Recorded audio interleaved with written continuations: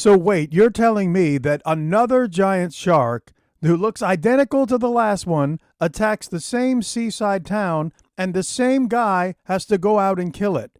What are the odds of this all happening again to the same person? And why doesn't anyone in this movie ever say to Chief Brody, "Hey, I thought you killed that thing. The last time this happened, you said you went out there and you blew it up." And he's like, "Oh no, I totally did blow it up, but this is a different one now." And once again, the mayor does not want to shut down the beach. It's like, dude, we've been through this already. What does it take? And yeah, I know it's just a movie, but it doesn't make any sense, and here's how it could have.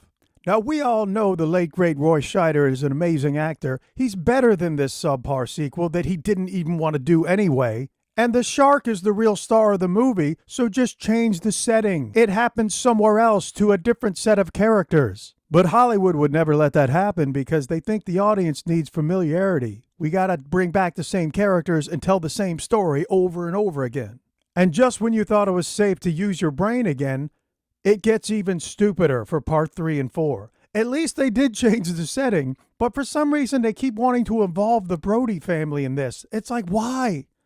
Leave these people alone. And here's some great advice for them. Just stay out of the ocean. That's where the sharks are.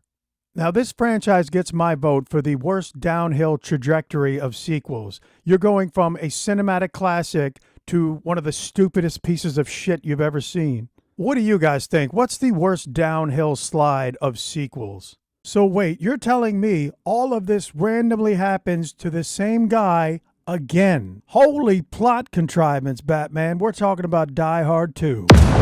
Now, this has got to be up there with Jaws 2 as far as improbable sequels. What are the odds of all of this happening to the same person again? And before you guys jump all over me, yes, it's entertaining. It's a very well done action movie, but I just could never get past this premise we're expected to believe. And you also have the reporter from the first movie who happens to be on the plane with his wife. Come on. At one point in the movie, Bruce Willis even says, "I can't believe this is all happening to the same guy again." Okay, the fact that the movie acknowledges it doesn't excuse the poor writing. At least parts 3 and 4 make a lot more sense since he's on the job. We don't talk about 5, though. But, so I'm not just complaining, here's a solution. Here's how you fix it. After the events of the first film, the military asked him to be an advisor, kind of filling a consultant position because of his experience dealing with terrorists. He reluctantly does it, and he's just given a little Q&A with some soldiers, and they go on a little training exercise. Bada bing, bada boom, shit goes south. He gets captured. Now he's got to fight his way out of this fictional Latin town. The cartel is looking for him. There's an airboat chasing the swamp. He ends up hanging off a biplane. And the best of all, it was a military thing that was never supposed to happen, so it's all kept hush-hush. He goes back to New York all beat up, and they're like, "What the hell happened to you?" And he's like, "It's a long story." The end.